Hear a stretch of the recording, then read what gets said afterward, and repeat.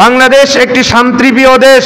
বাংলাদেশে প্রায় 92% মুসলমানের দেশ। কখনো বাংলাদেশ উগ্রবাদীর চিহ্ন থাকে না। সেই দেশে কিছু পোকামাকড় জন্মে গেছে, যেই পোকামাকড়গুলো, যেই সন্ত্রাস, যেই হিন্দুত্ববাদী, যেই কঠোর হিন্দুত্ববাদী উগ্রবাদী ইসকনের মতো 2-4টা মানুষ আজকে বাংলাদেশকে চক্রান্ত আর হস্তশীল করার ষড়যন্ত্রে লিপ্ত আছে। আমাদেরকে সবচাইতে বড় নিয়ামত দিয়েছেন, সেটি হচ্ছে ঈমান। সেটি হচ্ছে কি?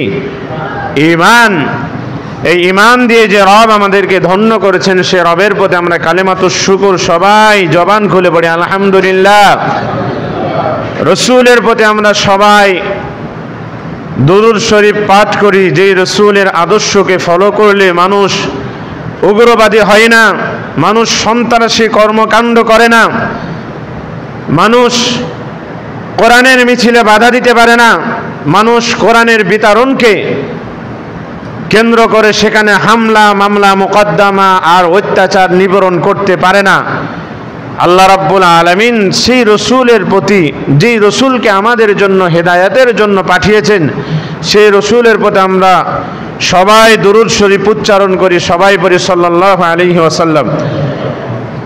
প্রিয় উপস্থিতি, আমার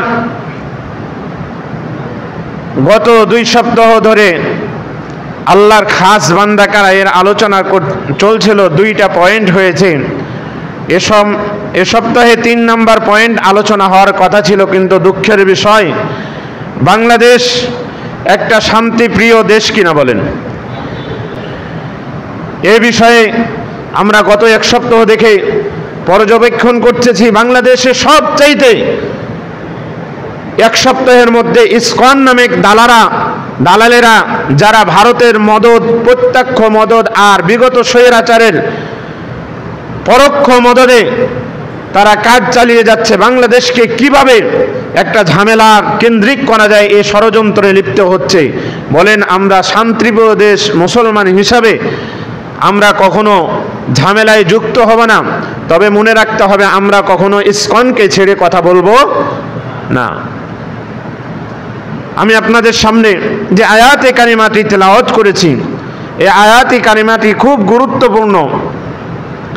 আমি সূরাত মায়েদার 82 নম্বর আয়াতে কারিমা তেলাওয়াত করেছি। আয়াতটি হচ্ছে লাতাজিদান্না আশাদ্দান নাসি আদাওয়াতাল লিল্লাযীনা আমানুল ইয়াহুদা ওয়াল্লাযীনা আশরাকু। এই আয়াতের সাবলীল তরজমা হচ্ছে, হে নবী,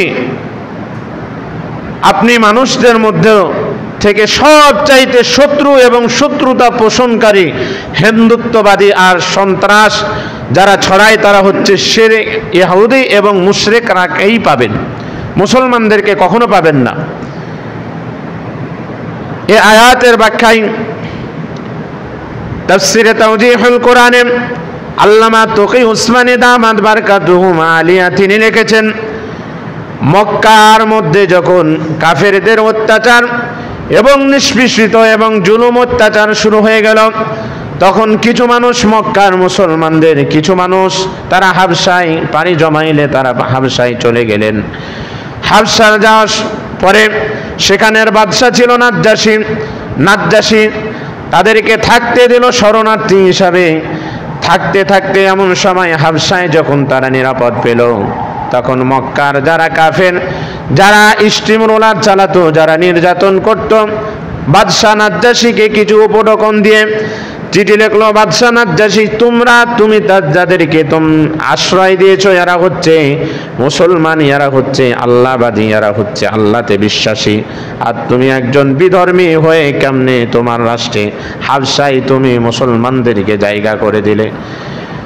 বাদশা নাজ্জাশী সবাইকে ডাকলেন, মুসলমান শরণার্থীদেরকে ডেকে জিজ্ঞেস করলেন, কি ব্যাপার, তোমরা মক্কা থেকে হাবশায় চলে এসেছো কেন? তারা উত্তর দিল, বাদশা নাজ্জাশীকে উত্তর দিল, আমাদের অবর জুলুম অত্যাচার আর নির্যাতন নিপীড়ন শুরু হয়ে গেছিল, এই কারণে মক্কা থেকে আমরা হাবশায় পাড়ি জমিয়েছি। যখন এ কথার সত্য পেল, যখন যাচাই বাছাই করে বাদশা নাজ্জাশী সত্যতা পেল, তখন তাদেরকে আরো সুন্দর ব্যবহার করে দিল। তখন মক্কার কাফেরেরা তারকে বাদশা নাজ্জাশীকে অনেক উপঢৌকন দিয়েছিল, অনেক হাদিয়া তোফা দিয়েছিল, কিন্তু কখনো কাজে আসে নাই।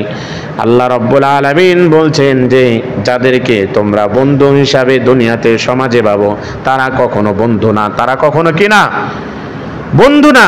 অথচ আমরা বন্ধু হিসাবে আমরা তাদেরকে দেখি।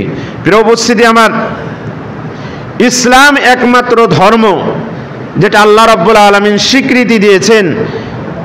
একদম ইসলাম হচ্ছে সবচাইতে আল্লাহর কাছে মনোনীত ধর্ম কিনা, কথা বলেন, মনোনীত ধর্ম কিনা। মানব জাতির কল্যাণ এবং শান্তি এবং মুক্তি একমাত্র ইসলাম দিয়েছেন। বাবা আদম আলাইহিস সালাতু ওয়াস সালাম থেকে শুরু করে যুগে যুগে নবীদের প্রেরিত হওয়ার মাধ্যমে পৃথিবীর বুকে দ্বীন হানিফ তথা সরল ধর্ম ইসলামের বাণী মানুষের অন্তরে অন্তরে পৌঁছা দেওয়ার জন্য শেষ পর্যন্ত হযরত মুহাম্মদুর রাসূলুল্লাহ সকলে বলেন সাল্লাল্লাহু আলাইহি ওয়াসাল্লামকে প্রেরণ করেছেন। আল্লাহ রাব্বুল আলামিন বলছেন একমাত্র আমার কাছে মনোনীত ধর্ম দিন হচ্ছে ইন্নাদ-দীনা ইনদাল্লাহিল ইসলাম। একমাত্র মনোনীত ধর্ম কি? ইসলাম। একমাত্র মনোনীত ধর্ম হচ্ছে ইসলাম। আমরা দেখেছি এক সপ্তাহ যাবৎ বাংলাদেশে এমন প্রত্যেকটা জায়গাতে ইসকনের হামলা মামলা ষড়যন্ত্র বেড়েই যাচ্ছে। আমরা কখনো কোনো উপদেষ্টার থেকে আমরা কখনো বক্তব্য পাই না, এমনকি অন্তর্বর্তী সরকার থেকে আমরা তার কোনো প্রতিবাদ আমরা পাচ্ছি না। ফের উপস্থিত আমরা বাংলাদেশের সকল ধর্মপ্রাণ মুসলমান একত্রিত হয়ে প্রত্যেকটা জেলা এবং উপজেলায় ইসকনের বিরুদ্ধে প্রতিরোধ গড়ে তোলার জন্য সমাবেশ শুরু হয়ে গেছে, অর্থাৎ বাদ জুমা শুরু হবে ইনশাআল্লাহ। বাংলাদেশ হিন্দুত্ববাদীদের ভয়াল আগ্রাসনে যাচ্ছে। আমরা দেখছি যে হিন্দুত্ববাদী মাত্র 2022 জনশুমারি অনুযায়ী বাংলাদেশে হিন্দুত্বের সংখ্যা হচ্ছে 7.95%। 7.95%। তাহলে আমরা আছি প্রায় 92% মুসলমান। আমরা প্রায় 92% মুসলমান।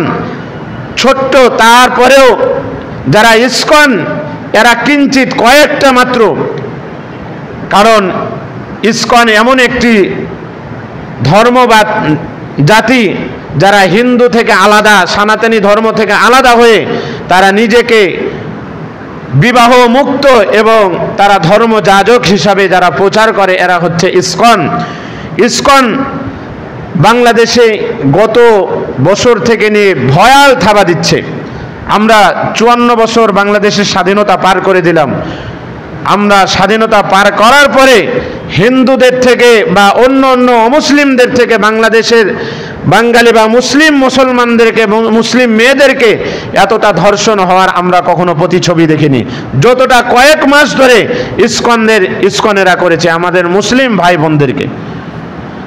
আমরা দেখেছি বুয়েটে কয়েকদিন ধরে শ্রীশান্ত রায় মুসলমান মেয়েদেরকে একটা জঘন্য মন্তব্য করে, শুধু তাই নয়, গাজীপুরের হাফেজ মুফতি মহিবুল্লাহ মাদানীকে গুম করে তারা পঞ্চগড় একটা বাগানে শিকল বাঁধা অবস্থায় পেয়েছে প্রশাসন।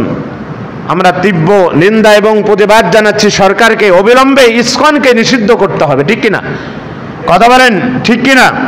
আমরা যদি 92% মুসলমান হয়ে যদি জুলুম আর নির্যাতনের শিকার হই আর তারা যদি প্রশাসন কোনো যদি ভূমিকা না রাখে, তাহলে বলেন তো বাংলাদেশকে কোনো মুসলমান রাষ্ট্র বলা যাবে নাকি? মুসলমান রাষ্ট্র বলা যাবে না। আজকে আমরা দেখছি যে যারা বাংলাদেশ বিগত স্বৈরাচার এরা বাংলাদেশের মুসলমানকে যতটা বন্ধু না বানিয়েছে, পার্শ্ববর্তী একটা রাষ্ট্রকে যারা মুসলমানের নিধনে যারা সর্বোপরি সব সময় লেগেছিল এই মানুষটাকে তারা বন্ধুত্ব বানিয়ে তারা সব সময় বাংলাদেশের মসনাদকে অটুট রাখতে চেয়েছিল। আল্লাহ রাব্বুল আলামিন বলেন লাতাজিদান্না আশাদ্দান নাসি আদাওয়াতান লিল্লাযীনা আমানুল ইয়াহুদা ওয়াল্লাযীনা আশরাকু। হে নবী, আপনি মুসলমানদের প্রতি কঠোরভাবে শত্রুতা পোষণকারী হিসাবে ইহুদি এবং মুশরিকদেরকেই পাবেন। হিন্দুবাদী ইতিহাসে সাক্ষী যতগুলো রাসূল সাল্লাল্লাহু আলাইহি ওয়াসাল্লামের যুগ থেকে নিয়ে যতগুলো মুসলমানকে অত্যাচার করেছে, নির্যাতন করেছে, একমাত্র হিন্দুরা সব সময় প্রথমে ছিল, অথবা হিন্দুরা পিছন থেকে লেলিয়ে দিয়েছে, চক্রান্ত করেছে, আর মুসলমান ভাইদেরকে আঘাত করেছে। তাই কয়েকটি ছোট্ট ঘটনা আপনাদেরকে তুলে ধরছি। আল্লাহ রসুলের জামানায় যেমনভাবে মক্কা থেকে মানুষগুলো হিজরত করে হাবশায় গিয়েছিল, বাদশাহ নাজ্জাশীর কাছে চিঠি প্রেরণ করে কোনো কাজে লাগে নাই, তদানীন্তন আমাদের সমাজে হিন্দুরা মায়ের কোলে বসবাস করে সন্তানের মতো, তারা সব সময় নিরাপদ থাকে কিনা বলেন, থাকে কিনা? আমাদের বাংলাদেশে যে হিন্দুরা আছে আপনি দেখবেন মায়ের কোলে যেমন শিশুরা নিরাপদ থাকে, বাংলাদেশের কোলে তেমনই ভাবে হিন্দুত্ববাদীরা হচ্ছে নিরাপদ আছে। আল্লাহ রাব্বুল আলামিন মুসলমানদেরকে শান্তিপ্রিয় হিসাবে ঘোষণা করেছেন। কখনো মুসলমানরা উগ্রপন্থা অবলম্বন করে না। এই সুযোগকে কাজে লাগিয়ে হিন্দুরা দিন দিন বেপরোয়া হয়ে উঠেছেন। এর জ্বলজ্বন্ত প্রমাণ হলো ফরিদপুরের মধুখালীতে সন্ত্রাসী হিন্দুত্বের হত্যাকাণ্ডের ঘটনা। গত 18 এপ্রিল 2024 সনে রোজ বৃহস্পতিবার ফরিদপুরের মধুখালী উপজেলার পঞ্চপল্লী গ্রামের একটি মন্দিরে 7 জন যুবককে ধরে আনা হয়। আপনারা হয়তোবা জানেন 24 সালে 18 এপ্রিল ফরিদপুরের গ্রামে 7 জন যুবককে ধরে আনা হয়। মন্দির থেকে ধরে আনার পরে 2 জন তার মধ্যে থেকে ছিল কোরআনের হাফেজ। তারা কোরআনের হাফেজকে মারতে মারতে মারতেই শেষ পর্যন্ত তারা মেরেই ফেলে। 4 জন আর 5 জন ছিল। 5 জনের মধ্য থেকে তারা জ্ঞান যখন চলে যায় তখন তারা মারতেন, অর্থাৎ মারা থেকে তারা বিরত থাকে। তারপর তাদেরকে সদর হাসপাতালে পাঠানো হয়। তারপরেও দেখেন এত বড় ঘটনার পরেও কোনো প্রশাসন কখনো আওয়াজ চলে নাই, তুলেছে নাকি? দ্বিতীয় নাম্বার, বাংলাদেশে প্রশাসনে বহু দেখবেন যারা বড় উচ্চ পদস্থ রয়েছে সবাই কিন্তু হিন্দু, সবাই কিন্তু ইসকনের দালাল। আমরা দেখেছি বাংলাদেশে সব চাইতে বড় বড় যারা কর্মস্থানে রয়েছে সব চাইতে হচ্ছে হিন্দুরা রয়েছে। বাংলাদেশে যদি হিন্দুদের 7.95% হয়, বাংলাদেশের সচিবালয়, বাংলাদেশের মন্ত্রী, বড় বড় পদস্থ উচ্চ কর্মকর্তা সবাই প্রায় 35% বড় বড় উচ্চ পর্যায়ে এই হিন্দুত্বরা হচ্ছে সরকারি চালাচ্ছে। কত পার্সেন্ট? 35% তারা উঁচু পর্যায়ে আছে। তাহলে বলেন তো বাংলাদেশকে ইসলাম মুসলিম রাষ্ট্র বলা যাবে নাকি? কথা বলেন, বলা যাবে নাকি? আমরা জনশুমারিতে যদি 7.95% হয় তাহলে বড় বড় উঁচু পর্যায়ে যারা নেতারা আছে, যারা কর্মকর্তা আছে তারা কেমনভাবে 35% থাকে। আমরা দেখেছি বিগত স্বৈরাচার মুসলমানদেরকে ঘায়েল করার জন্য তারা উঁচু উঁচু পর্যায়ে হিন্দুত্ববাদী আর উগ্রপন্থী সন্ত্রাসী ইসকনদের দালালকে তারা উঁচু পর্যায়ে বসেছে। কথা ঠিক কিনা?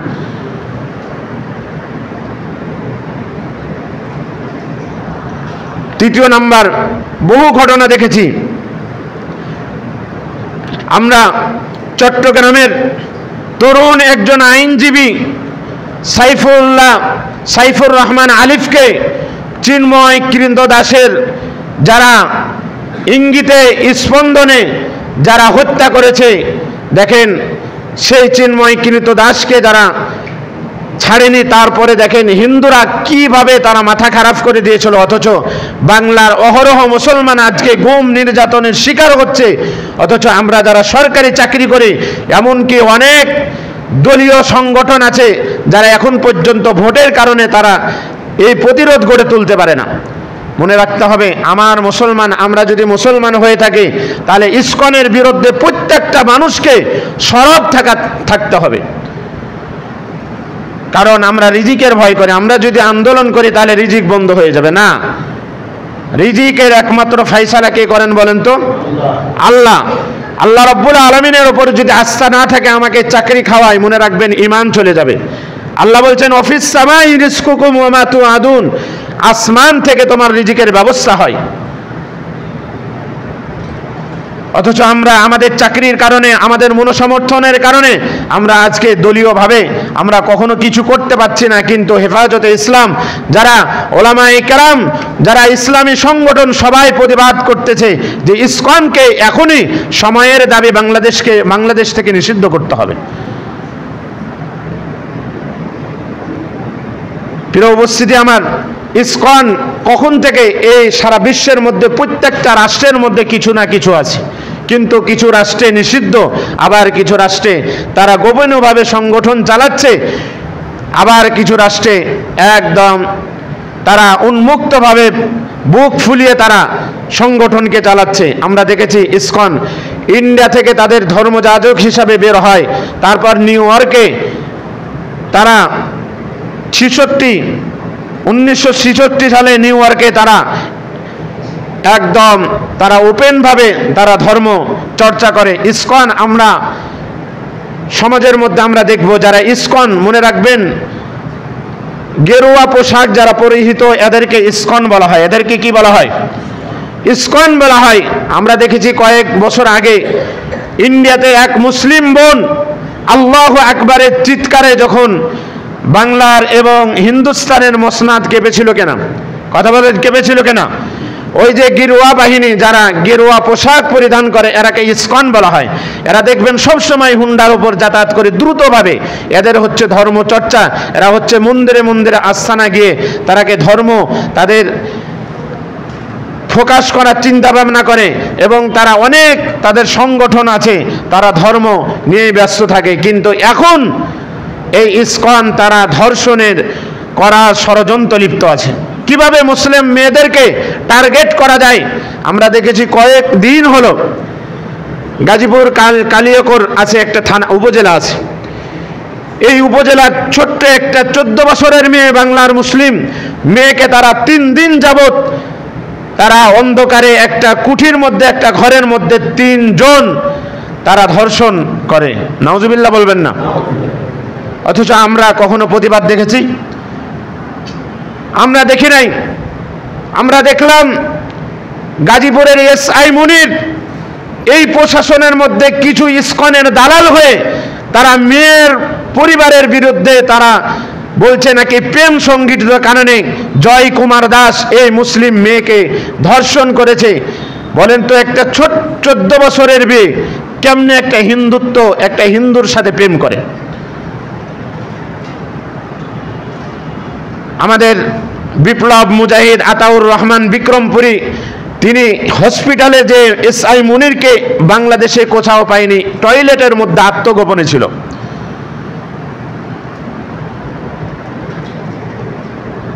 আল্লাহ রাব্বুল আলামিন আমাদেরকে সবাইকে যেন এক হওয়ার তৌফিক দান করে। আমরা সবাই পড়ি আমিন।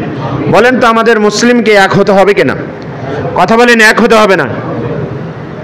আমাদের প্রভু এক, এক নবীর উম্মত, জীবন বিধান এক, ওই শিবানী কোরআন। তব কেন এক নও হে মুসলমান, এক হও করি আহ্বান। আমাদের প্রভু এক, এক নবীর উম্মত, জীবন বিধান এক, ওই শিবানী কোরআন। তব কেন এক নও হে মুসলমান, এক হও করি আহ্বান। বদরের মাঠ এক, মক্কা শরীফ এক, রসুলের রওজা এক, আমাদের নবী এক।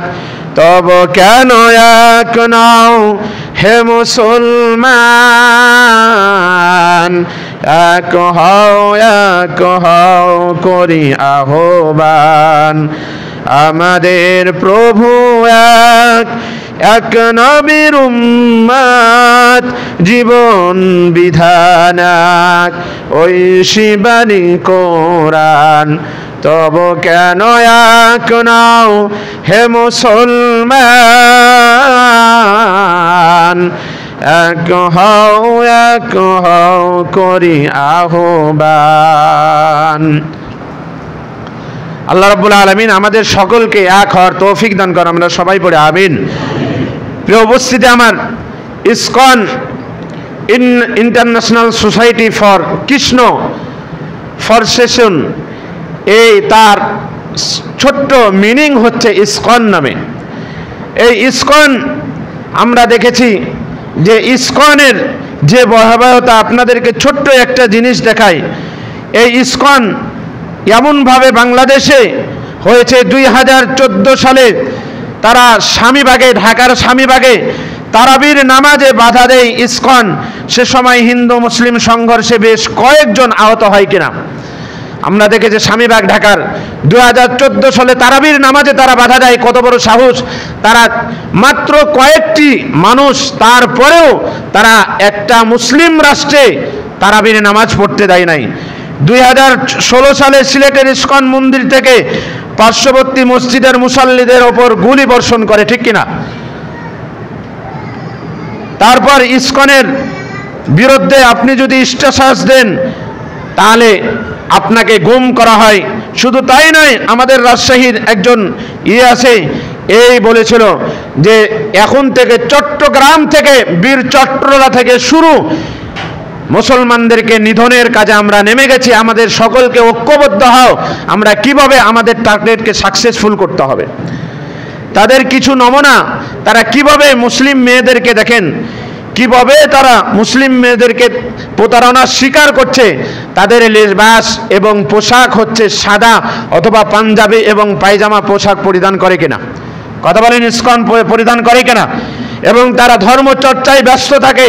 তারা সুন্দরভাবে তাদের দিন, এবং তারা বলে যে আমরা সবার ধর্ম এক, আমরা এক আল্লাহকে বিশ্বাস করি, তোমরা আমার সাথে আসো, আমি তোমাকে পছন্দ করি। এভাবে তারা মেয়েদেরকে, তরুণীকে তারা প্রলোভ দিয়ে তাদেরকে প্রতারণার শিকার হয়ে একটা মুসলমান মেয়ে ধাপে ধাপে তারা খ্রিস্টান এবং ধর্মান্তরিত বানাচ্ছে। এই ইসকন বানাচ্ছে। তারপরে আমরা দেখেছি তারা জ্ঞান স্কুলমুখী, দেখবেন কিছু জিনিস তারা বই এবং তাদের কিছু কিছু জিনিস কলম, এগুলো ইসকন তারা দিয়ে থাকে। আমরা কখনো আমাদের সন্তানদেরকে আমরা কখনো এই সমস্ত জিনিস নিতে দিব নাকি? এখন আমাদের মুসলিম সমাজের করণীয় কি? আমাদের সমাজের করণীয়, এক নাম্বার, সরকার যদি মুসলিম হতো তাহলে আমাদের অবশ্যই এতদিন আমাদের মুফতি মহিবুল্লাহ মিয়াজিকে, আমাদের 14 বছরের বোন মহিলা মাদ্রাসার শিক্ষার্থীকে তারা ধর্ষণের শিকার হতে হতো না। আমাদের অন্তর্বর্তী সরকার যদি সজাগ থাকতো তাহলে বাংলাদেশে আজ নয়, গত 2 দিন আগে এই ইসকনকে জঙ্গি এবং উগ্রবাদী সংগঠন হিসাবে তারা প্রতিবাদ গড়ে তুলতো। কিন্তু আমরা দেখেছি আমাদের শুধু কওমি মাদ্রাসার একজন ধর্ম মন্ত্রণালয় আছে কিনা? আফামো খালেদ সাহেব, তিনি গির্জায় যে তিনি মুসলমানদের রাষ্ট্রে হিন্দুদেরকে তারা পাহারা দিতে সদা সর্বদা প্রশাসন পাঠায়। তারা হিন্দুর গির্জা যে তারা শুকর আদায় করে। কিন্তু আমরা গত 1 মাস ধরে কওমি মাদ্রাসার আলেম সবাই ইসকনের বিরুদ্ধে কথা বলছে, অথচ আমাদের বড় বড় যারা সেখানে আছে তারা কখনো তারা প্রতিবাদের একটা ছাপও দেখায়নি। আমরা শুধু সিঙ্গারকে প্রাথমিক বিদ্যালয় থেকে আমরা সিঙ্গারকে আমরা এই জন্য দাবি তুলছি, আমরা তো একটা ধাক্কা মারলেই তো ইসলামিক একটা ধর্ম বা ইসলামিক শিক্ষক নিয়োগ দিতে পারতো, কিন্তু আমরা ওটা করে নাই। আমরা চাচ্ছি যে ভালো থেকে মন্দ দূরে চলে যাক। আমরা চাচ্ছি ইসকন যেন নিষিদ্ধ হোক বাংলাদেশ থেকে, ইসকনের নামে কোনো সংগঠন যেন না থাকতে পারে। আমাদের ভবিষ্যৎ আপনাকে বলে গেলাম, বাংলাদেশের জন্য 2টা জিনিস হুমকি স্বরূপ, এক হচ্ছে রোহিঙ্গা, 2 নম্বর হচ্ছে ইসকন। দেখবেন ইসরায়েলের মতো হবে, এরা এমন এক সময় আসবে, ইসকন প্রত্যেকটা জেলায় প্রত্যেকটা মহল্লায় তারা মন্দির তারা তৈরি করবে, আর মুসলমান মেয়েদের আর ওলামায়ে কেরামদের ওপর নির্যাতন চালাবে। আমাদের মহিবুল্লাহ মিয়াজি ভাই একটা মসজিদে ট্রাইব ওয়াল সম্পর্কে তিনি আলোচনা করেছিলেন যে ভাগওয়া লাভ ট্রাম কি জিনিস। এ সম্পর্কে আলোচনা করেছিলেন। ভাগোয়া ট্রাম হচ্ছে গেরুয়া পোশাক, যারা সব সময় ধর্ম নিয়ে তারা বিয়ে করে না। ইসকনের যারা কর্মী এরা বিয়ে করে না। কি করে না? কথা বলেন, কি করে না? বিয়ে করে না। এদের কোনো গড নাই। আমরা দেখেছি হিন্দুদের একজন ভগবান আছে, খ্রিস্টানদের একজন ভগবান আছে, তারপরে সনাতনী ধর্মের একজন ভগবান আছে, কিন্তু ইসকনের কোনো ভগবান নাই। আপনি ইসকনকে জিজ্ঞেস করেন, যারা করে পিছনে ঝুঁটি আছে, তারপরে গেরুয়া পোশাক পরিধান করে, তারা সব সময় দ্রুতভাবে চলাফেরা করেন। এটা হচ্ছে ইসকনের আলামত। এই ভগবা হচ্ছে ইসকন, এরা হচ্ছে গেরুয়া পোশাক প্রদান করে। আর লাভ ট্রাম্প মানে হচ্ছে যে মুসলমান মেয়েদের যারা যুবতী এবং যারা ছোট ছোট মেয়ে, এদেরকে ধর্ষণ করার নামই হচ্ছে লাভ ট্রাম্প। এরা সব সময় তারা কুনজর থাকে মুসলমানের মেয়েদেরকে কিভাবে ধর্মান্তর করা যায়, তার আগে কিভাবে ধর্ষণ করা যায়, সব সময় এরা ব্যস্ত থাকে। প্রিয় উপস্থিতি আমার, এজন্য মুসলমানদের করণীয় কি? আমাদের করণীয় এক নাম্বার হচ্ছে, মুসলমানদের করণীয় হচ্ছে আকীদার দৃঢ়তা থাকতে হবে। যেমন তরুণ তরুণীদের মধ্যে ঈমান এবং ইসলামী জ্ঞান বৃদ্ধি করতে হবে। আমরা তরুণ তরুণী সবসময় টিকটক নিয়ে ব্যস্ত, সবসময় ফেসবুক নিয়ে ব্যস্ত, কিন্তু না, আমাদের মসজিদ হোক, আমাদের মাদ্রাসা হোক, আমাদের বাড়ি হোক, এক একটা বাড়ি ঘর হবে হযরত আলী রাদিয়াল্লাহু তাআলার ইসলামের কেল্লার মতো। এক একটা বাড়ি হবে, এক একটা ঘর হবে, কিন্তু আমাদের এক একটা ঘর হচ্ছে ইসলামের ঘর, আমাদের এক একটা ঘর হচ্ছে টিকটকের ঘর। দুই নাম্বার, আমাদেরকে পরিপূর্ণ যারা পরিবার আছে, গার্ডিয়ান আছে, ভালো করে যারা গার্ডিয়ান আছে নজরদারি করতে হবে। আমার মেয়ে কোথায় যাচ্ছে, আমার ছেলে কোথায় যাচ্ছে, কার সাথে বিশ্বে, আমার ছেলে কার সাথে উঠা বসা করছে, এগুলো তদারকি করতে হবে। কাকে বলেন তো? গার্জেনকে। কাকে করতে হবে? গার্জেনকে করতে হবে। তিন নাম্বার, মসজিদ এবং মাদ্রাসা কেন্দ্রিক খতিব এবং ওলামায়ে কেরামকে, মুসল্লিদেরকে এ বিষয়ে সতর্ক থাকতে হবে, সতর্ক করতে হবে যে ইসকনের আমরা কখনো ধাপে আমরা পা দেব না। চার নাম্বার, আইনি পদক্ষেপ করতে হবে। আইনি পদক্ষেপ কি করবেন? এসআই মুনিরের মতো একজন মুসলমান, গাজীপুরের এসআই মুনিরের মতো একজন মুসলমান যদি ধর্ষণের বিরুদ্ধে যদি রিপোর্ট করতে পারে, তাহলে বলেন আমাদের আইন ব্যবস্থাটা কোথায় আছে? 5 নাম্বার, মিডিয়ার সচেতনা থাকতে হবে। আমাদের মিডিয়াতে যারা কথা বলে সবাইকে ইসকনের বিরুদ্ধে কথা বলতে হবে। এটা একটা উগ্রপন্থী সংগঠন। শুধু আমরা বলছি মুসলমান হিসাবে আমরা বলছি তাই নয়, প্রবর্তক একটা সংগঠন আছে, একটা সংঘ আছে হিন্দুদের। কাদের? প্রবর্তক। দেখবেন কিছু কিছু জিনিস, যারা হিন্দুদের একটা সংগঠনের নাম হচ্ছে প্রবর্তক সংঘ, তারাও বলেছে যে আমাদের মেয়েদেরকে, আমাদের পুরুষদেরকে, হিন্দুদেরকে ধর্মান্তর করে তারা যাযাবরের জন্য তারা ইসকনের মধ্যে দাখিল করছে। এটা আমরা শুধু বিদ্বেষী নয়, হিন্দুরাও পর্যন্ত ইসকনদের ব্যাপারে অতিষ্ঠ, হিন্দুরাও পর্যন্ত ইসকনদের বিরুদ্ধে কঠোর। আর আমরা আমাদেরকে বন্ধু ভাবি, আমরা ইসকনদেরকে বন্ধু ভাবি। চিন্ময় দাসকে কতজন ছাড়ার জন্য বলেন বাংলাদেশে কতজন প্রতিরোধ করেছি বা মিছিল করেছি? প্রিয় উপস্থিতি আমার, শুধু তাই নয়, ইসকনের কিছু জিনিস আমাদের মধ্যেও আছে। নোয়াখালী নেত্রকোনার মতো একজন কোরআন বিতরণের সময় যারা টেন্ডারবাজি, চাঁদাবাজির সাথে সম্পৃক্ততা, যারা হামলা করলো আমাদের মুসলিম বোনদের প্রতি, বলেন আমরা তার তীব্র আমরা প্রতিবাদ জানাই কিনা? শুধু তাই নয়, আমাদের চাঁপাইনবাবগঞ্জের শিবগঞ্জে একটা মানুষ কোরআনের মাহফিল শুধু নয়, মসজিদে কোরআন বিতরণ করতেছিল, এমন সময়ও তারা বাধা দিয়েছে আমাদের শিবগঞ্জে। আমরা কোথায় আছি? আমাদের সামনে, মসজিদের সামনে হবে না, এমনকি আমাদের বলেন আশা করা কি আমাদের অসম্ভব নাকি? এটা হতেই পারে, আজ নয় কাল নয়, আমাদের প্রত্যেকটা সমাজে ইসকনের আস্তানা গড়ে উঠতে পারে। তাই এখন থেকে আমাদের ছেলে মেয়েকে সচেতন গড়ে তোলার জন্য আমাদের প্রত্যেককে গার্জিয়ানকে বলতে হবে যে ইসকন একটা হিন্দুত্ববাদী, ইসকন একটা সন্ত্রাসী সংগঠন, ইসকন একটা হচ্ছে উগ্রবাদী সংগঠন। এখান থেকে আমাদেরকে মুক্ত থাকতে হবে। আল্লাহ রাব্বুল আলামিন যেন আমাদের সকলকে ইসকনের বিরুদ্ধে ঐক্যবদ্ধ থাকার তৌফিক দান করে। আমরা সবাই পড়ে আমিন। আমাদের তলোয়ার আবারও গর্জে উঠবে। আল্লাহ রাব্বুল আলামিন সকলকে ইসকনের বিরুদ্ধে তৎপর হওয়ার তৌফিক দান করেন। আমরা সবাই পড়ে আমিন।